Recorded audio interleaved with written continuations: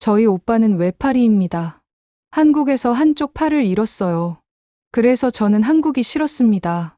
MIT를 졸업한 페루의 엘리트가 한국을 조롱했습니다. 그 나라 기술? 사람 하나 제대로 못 지키는 수준 아니야? 그런데 몇 달 후, 그녀는 무너져 내린 쓰레기 산 앞에서 깊은 후회와 함께 오열을 하게 됩니다. 도대체 무슨 일이 벌어진 걸까요? 전 세계가 떠났던 절망의 땅.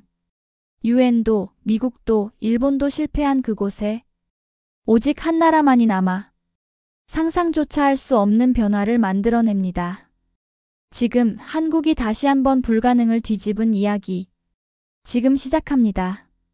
그 전에 좋아요와 구독 버튼 가볍게 한번 눌러주시면 저희 감동 더하기에 정말 따뜻한 격려가 된답니다. 그럼 바로 시작하겠습니다. 저는 클라우디아 라미레스입니다. 페루 리마의 빈민가에서 태어났어요. 어머니는 시장에서 과일을 팔았고 아버지는 건설 일용직으로 하루하루를 버텼죠. 그런 저희 집에서 MIT 환경공학 석사까지 받을 수 있었던 건 오빠 라파엘 덕분이었습니다. 라파엘은 저보다 5살 위였어요. 고등학교를 졸업하자마자 한국으로 떠났습니다. 클라우디아야, 내가 공부할 돈을 벌어올게. 그렇게 말하며 웃던 오빠의 얼굴이 아직도 선명해요. 집안에서 유일하게 영어를 할 줄 아는 라파엘이었기에 해외 취업이 가능했습니다. 오빠는 경기도의 한 중소기업 공장에서 일했습니다. 자동차 부품을 만드는 곳이었죠. 매달 저에게 보내오는 편지에는 한국 생활이 힘들지만 괜찮다고 적혀 있었어요. 한국 사람들은 일을 정말 열심히 한다. 새벽 6시에 시작해서 밤 10시까지 일해. 나도 열심히 해서 클라우디아 학비 꼭 벌어올 거야. 처음에는 언어가 통하지 않아 고생했다고 했어요. 하지만 몇 달 후부터는 한국어도 조금씩 배우고 동료들과도 친해졌다고 편지에 썼습니다. 김 과장님이라는 분이 있는데 정말 친절해. 내가 실수해도 화내지 않고 천천히 가르쳐줘. 라파엘은 항상 긍정적이었어요.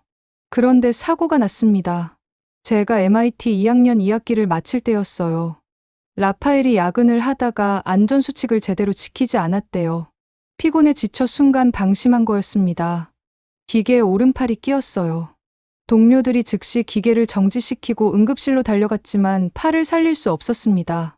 미안해 클라우디아야. 오빠가 조심했어야 했는데. 병원 침대에 누워서도 오빠는 저를 걱정했습니다.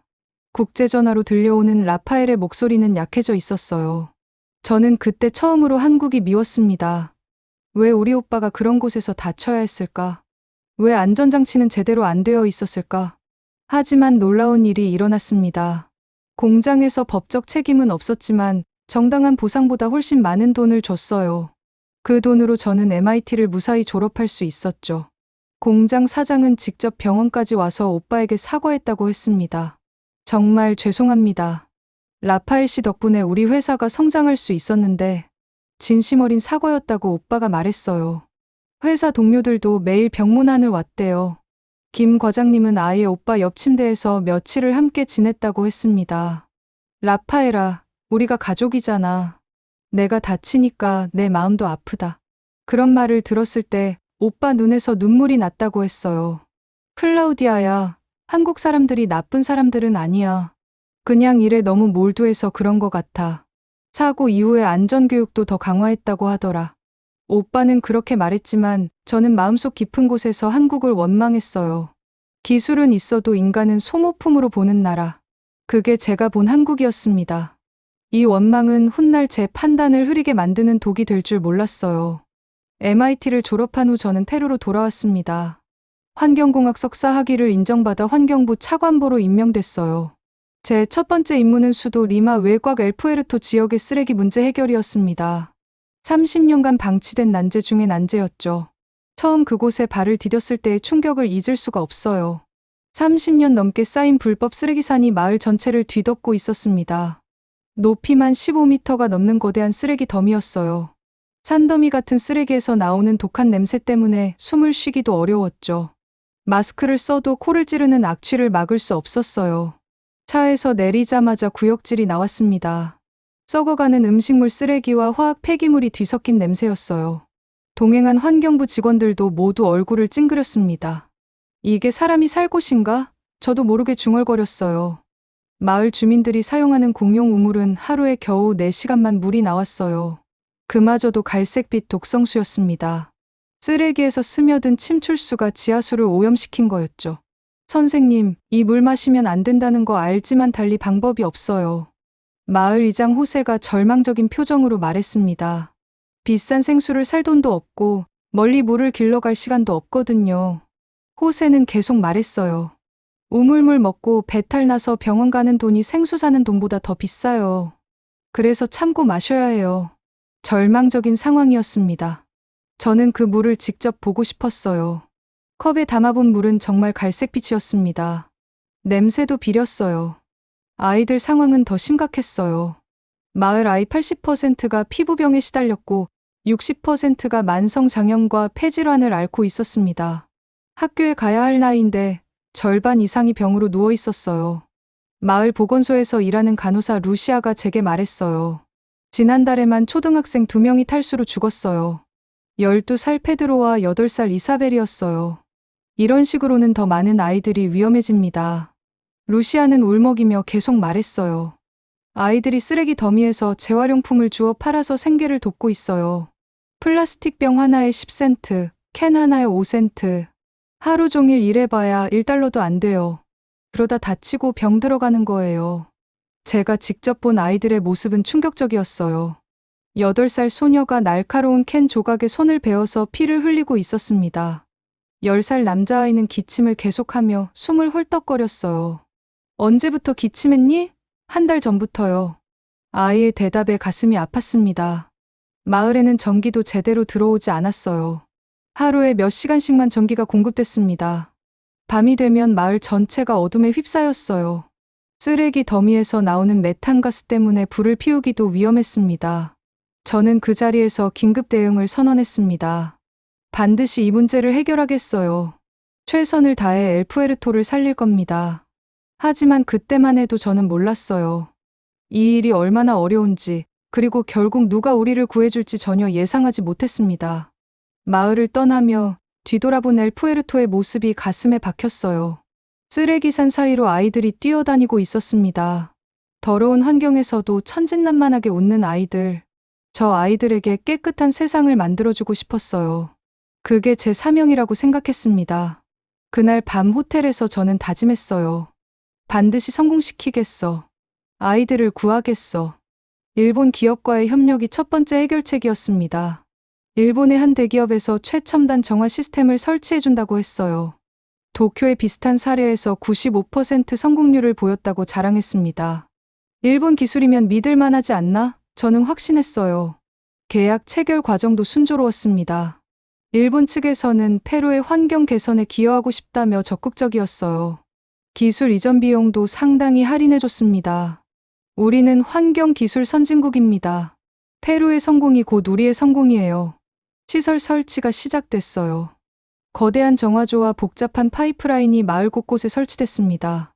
마을 사람들이 신기한 듯 구경했어요. 일본 기술자들은 자신만만했습니다. 이 시스템으로 침출수 문제는 완전히 해결될 겁니다. 3개월 후에는 마실 수 있는 물이 나올 거예요. 설치 과정에서도 놀라운 기술력을 보여줬어요. 정밀한 측정과 체계적인 공정. 모든 게 완벽해 보였습니다. 저는 매일 현장을 돌아다니며 확인했어요. 이번에는 정말 성공하겠어. 마을 사람들에게도 희망을 심어줬습니다. 하지만 몇 주 후 문제가 발생했습니다. 침출수가 역류하기 시작한 거예요. 정화되기는커녕 오히려 더 독한 물질이 마을로 흘러들었습니다. 시스템이 페루의 기후와 토양 조건에 맞지 않았던 거죠. 이런 일은 일본에서는 없었는데요. 습도와 온도가 예상과 달라요. 기술자들도 당황했어요. 문제는 점점 심각해졌습니다. 오염 수치가 설치 전보다 2배나 높아졌어요. 아이들이 더 많이 아프기 시작했습니다. 차관보님, 이게 뭔가요? 더 나빠졌잖아요. 호세가 분노했어요. 그리고 최악의 상황이 벌어졌습니다. 비가 많이 온 어느 날 밤, 시설이 붕괴됐어요. 페루의 우기는 일본과 달랐습니다. 엄청난 강우량을 견딜 수 없었던 거죠. 쓰레기산이 무너지며 마을 일부가 침수됐습니다. 집 40채가 완전히 파괴됐어요. 다행히 인명피해는 없었지만 마을은 아수라장이 됐습니다. 저는 새벽에 급히 현장으로 달려갔습니다. 마을 사람들이 물에 젖은 짐을 들고 거리에 서 있었어요. 아이들이 울고 있었습니다. 어머니들이 젖은 이불을 널고 있었어요. 차관보님, 이제 어떻게 해야 해요? 호세의 목소리가 떨리고 있었어요. 언론에서는 연일 비판했습니다. 또 실패냐? 외국만 믿는 고위관료 OUT, 세금 낭비의 극치. 저는 처음으로 정책적 책임의 무게를 느꼈어요. 제 결정 때문에 사람들이 더 고통받고 있었습니다. 죄책감이 밀려왔어요. 그날 밤 저는 잠을 이룰 수 없었어요. 창밖을 바라보며 생각했습니다. 과연 엘푸에르토를 구할 수 있을까? 제가 할 수 있는 게 정말 있을까? 첫 번째 실패의 쓴맛이었습니다. 일본 실패 후 미국 NGO에서 도움을 제안했어요. 그린 어스 파운데이션이라는 유명한 환경단체였습니다. 우리가 개발한 고압 압축 정화장치를 보내드리겠습니다. 아프리카와 아시아 여러 곳에서 성공한 기술이라고 자랑했어요. 저는 다시 한번 기대했어요. 이번에는 분명 성공할 거야. 미국 기술에 대한 신뢰가 있었거든요. 마을 사람들에게도 희망을 심어줬습니다. 미국 기술이니까 믿어보세요. 이번에는 다를 거예요. 마을 사람들의 반응은 시큰둥했어요. 이미 한번 실패를 겪었기 때문입니다. 또 외국 기술이네요. 이번에도 망가지면 어떡해요? 루시아가 걱정스러운 표정으로 말했어요. 하지만 저는 설득했습니다. 미국은 다르니까. 기술 대국이잖아요. 장치가 도착했어요. 일본 것보다 훨씬 크고 복잡해 보였습니다. 컨테이너 10개 분량의 거대한 장비였어요. 미국 기술자들이 설치하며 자랑했어요. 이 장치 하나면 모든 문제가 해결될 겁니다. 압축과 정화를 동시에 하거든요. 하루에 10만 리터 처리 가능해요. 설치 과정도 인상적이었어요. 첨단 컴퓨터로 모든 걸 제어했습니다. 완전 자동화 시스템이에요. 사람 손을 거의 타지 않아도 돼요. 기술자들이 자신있게 말했어요. 하지만 페루의 기후는 미국과 달랐어요. 높은 습도와 강한 자외선, 그리고 미세먼지까지. 복합적인 환경 요인이 장치 성능을 떨어뜨렸습니다. 정화 효율이 예상의 절반도 안 됐어요. 이상하네요. 애리조나에서는 완벽했는데 기술자들이 머리를 긁적였습니다. 더 큰 문제는 유지보수였어요. 고장이 잦았는데 부품을 미국에서 공수해야 했습니다. 한 번 고장나면 2주씩 멈춰 있었어요. 이런 식으로는 안 되겠는데요. 저도 답답했습니다. 그리고 끔찍한 사고가 일어났어요. 고압 장치가 갑자기 폭발한 거예요. 압력 조절 장치에 문제가 있었던 겁니다. 근처에서 놀던 8살 소녀 마리아의 다리에 뜨거운 물이 튀었습니다. 아이는 2도 화상을 입고 병원으로 실려갔어요. 마리아의 어머니 카르멘이 울부짖었어요. 내 딸이 뭘 잘못했다고, 왜 우리 아이가 이런 일을, 저는 마리아의 병실에서 무릎을 꿇고 사과했습니다. 정말 죄송해요. 제가 잘못 판단했어요. 치료비는 모두 제가 책임지겠어요. 마을 사람들의 분노가 폭발했습니다. 또 우리를 실험 도구로 쓰는 거야. 차관보는 책임져. 외국 기술 그만 가져와. 시위가 격화됐어요. 사무실 앞에서 밤낮으로 항의했습니다. 세계환경기구에서 엘푸에르토를 비협조적 재난지대로 분류했어요. 기술 도입이 반복 실패하여 추가 지원이 어렵다는 판정이었습니다. 결국 모든 해외팀이 철수를 선언했습니다. 더 이상 도울 수 없습니다. 죄송합니다. 저는 절망했어요. 텅 빈 사무실에 혼자 앉아 중얼거렸습니다. 우릴 구해줄 나라는 없는 거야? 2번의 실패가 저를 짓눌렀어요. 정말 방법이 없는 건 아닐까 싶었습니다. 마리아의 화상 자국이 자꾸 눈에 밟혔어요. 몇 주 후 환경부 실무자 카를로스가 제게 말했어요. 차관보님, 한국에서 제안이 왔습니다. 드론 기반 쓰레기 분류 시스템을 지원하겠다고 해요. 카를로스가 조심스럽게 서류를 내밀었어요. 저는 즉시 고개를 저었어요. 안 돼요. 절대 안 됩니다. 마음속에서 오빠의 모습이 떠올랐어요. 한쪽 팔을 잃고 병원 침대에 누워있던 라파엘의 얼굴이 선명했습니다. 붕대로 감싼 오른쪽 어깨, 진통제를 맞고도 아파하던 모습. 하지만 차관보님, 이번 기술은 정말 다른 것 같아요. 한국이 자체 개발한 거라고 하는데 다른 나라에서도 성공 사례가 많다고 해요. 카를로스가 설득했지만 저는 단호했어요. 내 오빠 팔을 잃은 그 나라를요? 기술은 좋아도 본질은 똑같을 거예요. 저는 한국에 대한 불신이 뿌리 깊었어요. 한국은 사람보다 기술을 중시하는 나라야. 우리를 또 실험 대상으로 볼 거라고. 두 번의 실패로 상처받은 마음에 한국에 대한 개인적 원망까지 더해졌습니다. 그런데 뜻하지 않은 일이 벌어졌습니다. 마을 교사 루시아가 아이들과 함께 엘푸에르토 상황을 찍은 영상이 SNS에서 확산된 거예요. 화상을 입은 마리아가 도와주세요라고 말하는 장면이 전 세계 사람들의 마음을 울렸습니다. 며칠 만에 조회수 300만을 넘어섰어요. 댓글들이 쏟아졌어요. 너무 안타깝다. 도와야 한다. 정부는 뭐 하고 있나. 전 세계 사람들이 페루의 상황을 알게 됐습니다. 페루 정부에 대한 압박도 커졌어요. 며칠 후 한국환경부 국제협력팀에서 직접 메일이 도착했어요. 다른 나라들과는 분위기가 달랐습니다. 페루는 우리처럼 가난했던 나라입니다.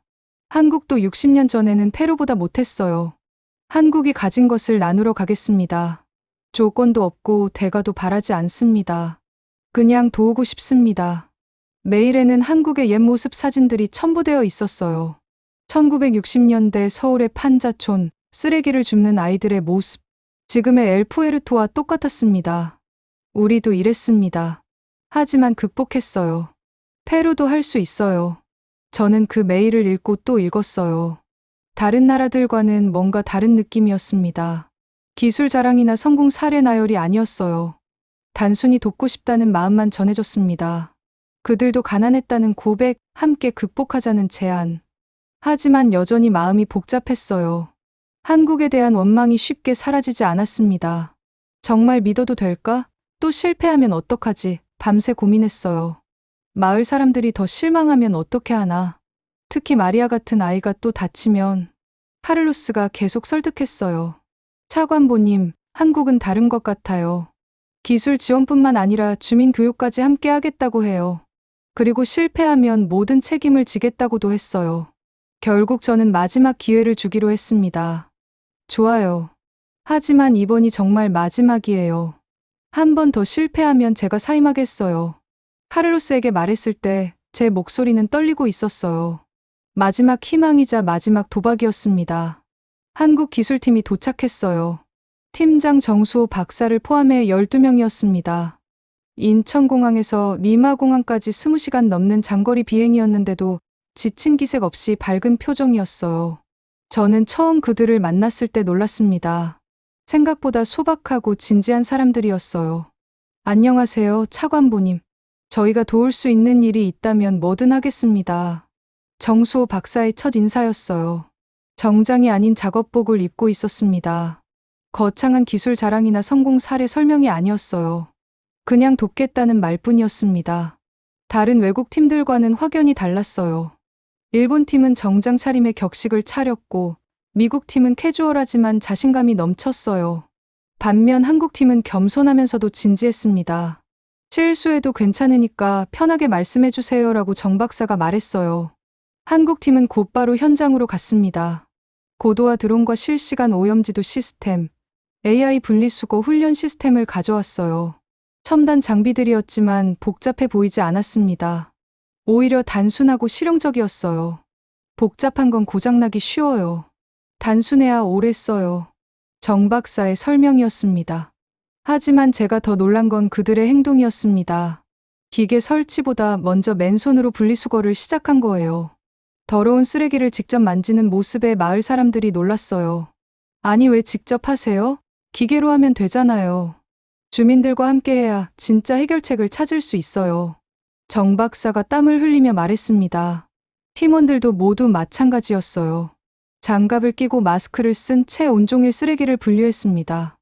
점심도 마을 사람들과 함께 먹었어요. 마을 사람들의 반응이 달라지기 시작했어요. 이 사람들은 다르네. 호세가 중얼거렸습니다. 다른 외국인들은 구경만 하고 지시만 했는데 이 사람들은 직접 해. 아이들도 한국 팀원들 곁으로 모여들었어요. 언어는 통하지 않았지만 함께 쓰레기를 정리하며 웃고 있었습니다. 한국 팀원 중 김민수라는 젊은 엔지니어가 있었어요. 28살의 패기 넘치는 청년이었습니다. 그가 마을 아이들에게 한국어를 가르쳐주고 있었어요. 안녕하세요, 감사합니다. 아이들이 한국어로 인사하며 웃었어요. 그 순간 제 마음 한구석이 조금 누그러졌습니다. 저는 여전히 거리감을 두고 있었어요. 또 실패하면 어떡하지? 하지만 아이들이 한국 팀원과 노래를 부르며 쓰레기를 정리하는 모습을 보니 복잡한 감정이 들었습니다. 이전 팀들과는 뭔가 달랐어요. 특히 화상을 입었던 마리아가 김민수와 친해지는 모습이 인상적이었어요. 처음에는 외국인을 무서워했던 마리아가 김민수에게 다가가 손을 잡았습니다. 김민수가 마리아의 다리 흉터를 보며 안쓰러워하는 표정, 그리고 과자를 주며 웃게 만드는 모습. 김민수는 매일 마리아에게 한국 동화를 들려줬어요. 스마트폰으로 번역하면서 천천히 이야기해줬습니다. 옛날 옛적에 토끼와 거북이가 있었어요. 마리아가 눈을 반짝이며 들었어요. 언어는 달랐지만 마음은 통했습니다. 한국팀의 다른 멤버들도 각자 특별한 재능을 보여줬어요. 박상우 연구원은 아이들에게 종이접기를 가르쳐줬습니다. 이선미 기술자는 마을 어머니들에게 간단한 요리법을 알려줬어요. 서로 배우고 가르치는 모습이 아름다웠습니다. 정말 이번에는 다를까? 저는 혼자 중얼거렸어요. 한국팀의 진정성이 조금씩 제 마음에 스며들고 있었습니다. 하지만 여전히 완전히 믿지는 못했어요. 오빠의 사고가 자꾸 떠올랐거든요. 그래도 이전과는 분명 다른 느낌이었어요. 한국팀이 마을 중앙에 분리수거 센터를 설치했어요. 하지만 이전의 거대한 시설들과는 완전히 달랐습니다. 컨테이너 하나 크기의 간단한 건물이었어요. 주민들이 직접 참여할 수 있는 시스템이었습니다. 종이, 플라스틱, 금속을 종류별로 나누면 각각 다른 보상을 드려요. 정 박사가 설명했습니다. 똑같은 쓰레기라도 제대로 분류하면 수익률이 3배나 높아졌어요. 플라스틱 병도 색깔별로 나누면 더 많은 돈을 받을 수 있었습니다. 마을 사람들의 눈이 반짝였어요. 한국팀이 만든 분류 체계는 정교했습니다. 종이는 신문지, 골판지, 일반 종이로 세분화됐어요. 플라스틱은 번호별로 7가지로 나뉘었습니다. 금속도 알루미늄, 철, 구리로 구분했어요. 각각 가격이 달랐습니다. 왜 이렇게 복잡하게 해요? 처음에는 마을 사람들이 불평했어요. 하지만 김민수가 차근차근 설명했습니다.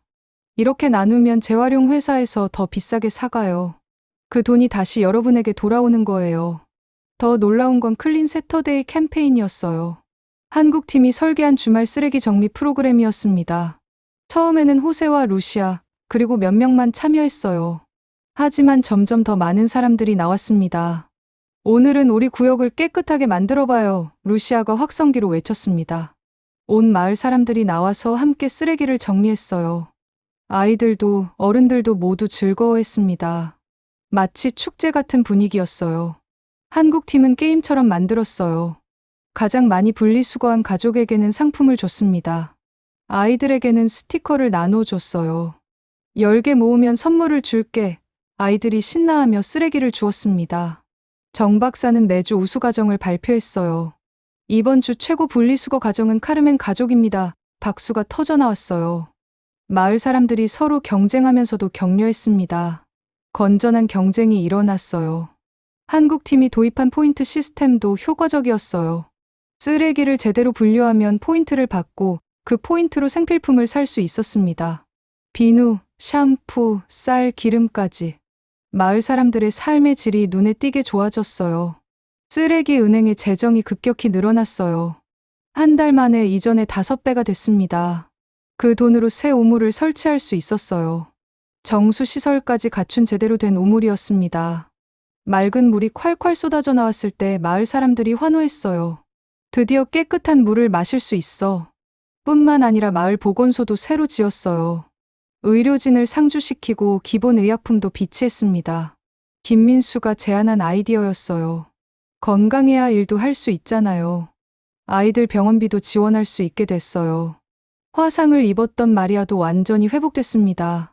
성형수술까지 받아서 흉터도 거의 안 보였어요. 고마워요. 한국 아저씨들. 마리아가 한국 팀원들에게 달려가 안겼어요. 저는 그 모습을 보며 조용히 중얼거렸습니다. 한국, 너희는 왜 진심이었니? 처음으로 한국에 대한 원망이 감사함으로 바뀌는 걸 느꼈어요. 오빠에 대한 미안함도 함께 밀려왔습니다. 몇 달 만에 엘푸에르토는 완전히 달라졌습니다. 쓰레기산이 사라지고 깨끗한 마을이 됐어요. 꽃도 피고 나무도 심었습니다. 아이들의 웃음소리가 거리에 울려 퍼졌어요. 이 모든 게 꿈만 같았습니다. 1년이 지났습니다. 엘푸에르토의 한 페루 우정의 정원이 개장했어요. 마을 입구에는 태극기와 페루 국기가 나란히 휘날리고 있었습니다. 정원 중앙에는 한국과 페루의 영원한 우정이라고 새긴 기념비가 세워졌어요. 저는 공식 연설을 해야 했어요. 마이크 앞에 선이 가슴이 뛰었습니다. 한국 팀원들이 앞자리에 앉아 있었어요. 정 박사의 눈에서 따뜻함이 느껴졌습니다. 마을 사람들도 모두 나와 있었어요. 200명이 넘는 인파였습니다. 제가 외면한 한국이 우리를 끝까지 안아줬습니다. 제 목소리가 떨렸어요. 오빠의 사고는 오빠 탓이었고 그 뒤를 지킨 건 한국이었습니다. 마음속 깊은 곳에서 우러나온 진심이었어요. 오빠에 대한 미안함과 한국에 대한 감사함이 섞여 있었습니다. 한국은 기적을 만드는 나라입니다. 빈손으로 와서 우리에게 희망을 선물했어요. 일본과 미국이 포기한 곳에서 한국만이 끝까지 함께했습니다. 한국 사람들은 말이 아니라 행동으로 사랑을 보여주는 사람들이에요. 마을 사람들이 박수를 쳤습니다. 우레와 같은 박수였어요. 아이들이 그라시아스 코리아를 외쳤어요. 그 순간 제 눈에서 눈물이 흘러내렸습니다. 1년 동안 쌓였던 감정이 터져나왔어요. 한국의 마음은 바다보다 넓고 산보다 높습니다. 세계가 우리를 외면할 때 한국만이 우리 손을 잡아줬어요. 이것이 진정한 형제의 나라, 대한민국입니다. 제가 목이 메어 말했을 때 마을 사람들도 함께 울었어요. CNN과 BBC에서 취재를 나왔어요. 한국형 공동체 솔루션이 세계를 바꾸고 있다는 보도가 나갔습니다. 전 세계가 엘푸에르토의 기적에 주목했어요. 한국의 위대함이 세계에 알려지는 순간이었습니다. 언론 인터뷰에서 제가 말했어요. 한국은 단순히 기술을 준 게 아니라 희망을 줬어요. 우리와 함께 땀을 흘리고 눈물을 나눴습니다. 이런 나라가 또 있을까요? 행사가 끝난 후 저는 한국팀에게 다가갔습니다. 정 박사 앞에서 깊게 고개를 숙였어요. 이제 저는 한국이 싫지 않습니다. 한국이 너무 감사합니다. 한국은 세상에서 가장 아름다운 나라예요. 정 박사가 저를 일으켜 세우며 말했어요. 차관보님, 우리는 그냥 해야 할 일을 했을 뿐이에요. 페루와 한국이 이렇게 친구가 될 수 있어서 더 기쁩니다. 그 겸손함마저 한국다웠어요. 세계를 구원하고도 자랑하지 않는 나라. 조용히 선행을 베푸는 민족. 이것이 바로 한국이었습니다. 김민수가 제게 편지를 줬어요. 차관보님, 저희도 많이 배웠어요. 페루 사람들의 따뜻함을 알게 됐습니다. 한국으로 돌아가서도 이 일을 자랑스럽게 말할 거예요. 그날 밤 저는 오빠에게 전화를 걸었습니다. 오빠, 한국이 우리를 구해줬어. 한국은 정말 대단한 나라야. 오빠가 웃으며 대답했어요. 그럴 줄 알았어. 한국 사람들은 마음이 따뜻하거든. 세상에서 가장 따뜻한 민족이야. 클라우디아야, 이제 한국을 미워하지 마. 지금 엘푸에르토는 페루 환경 정책의 모델이 됐어요. 남미 각국에서 벤치마킹을 위해 찾아옵니다. 모두가 한국의 기술과 정신을 배우고 싶어 해요. 브라질, 콜롬비아, 에콰도르에서도 한국의 도움을 요청했습니다. 저는 이제 확신합니다. 진짜 기술은 마음에서 나온다는 거요. 한국이 보여준 건 단순한 기술이 아니었어요. 사람을 향한 진심이었습니다. 세계 최고의 기술력과 세계 최고의 마음을 가진 나라. 그것이 바로 대한민국입니다. 저는 이제 한국을 사랑합니다. 오늘 사연은 여기까지입니다. 여러분, 그녀는 한때 한국을 사람 하나 제대로 못 지키는 나라라고 조롱했었습니다. 오빠가 한국 공장에서 일하다가 팔을 잃었을 때 그녀는 한국을 미워했고 한국의 기술은 차갑고 비정하다고 여겼습니다. 그런데 그녀가 지금 태극기를 품에 안고 눈물로 고개를 숙였습니다. 왜일까요? 그 누구도 남지 않았던 그 땅에 끝까지 남아 있었던 단 하나의 나라, 그게 바로 대한민국이었기 때문입니다. 유엔도, 미국도, 일본도 포기한 쓰레기 지옥에 대한민국은 손수장갑을 끼고 들어갔고 아이들의 손을 잡아 일으켰습니다. 우리는 그렇게 살아왔습니다. 70년 전 우리도 쓰레기 더미 같은 폐허 속에 있었고 아무도 우리를 거들떠보지 않던 그 시절 우리 스스로 일어났습니다. 그래서 지금 대한민국은 단순한 기술이 아닌 사람을 살리는 나라, 돈이 아닌 기억을 지키는 나라, 그리고 무엇보다 은혜를 잊지 않는 나라입니다. 여러분, 우리가 생각하는 것보다 대한민국은 훨씬 더 위대하고 훨씬 더 따뜻한 나라입니다. 이 이야기를 가슴에 새겨주세요. 그리고 누군가 한국이 뭐 해줄 수 있냐 물어본다면 이렇게 말해주세요. 한국은 기적을 만드는 나라입니다. 오늘 영상 어떠셨나요? 오늘 사연에 대한 여러분의 생각을 댓글로 남겨주세요. 구독자 여러분의 가정에 늘 행복함이 가득하길 바라며 오늘도 여러분의 감동 더보기 다정이었습니다. 감사합니다.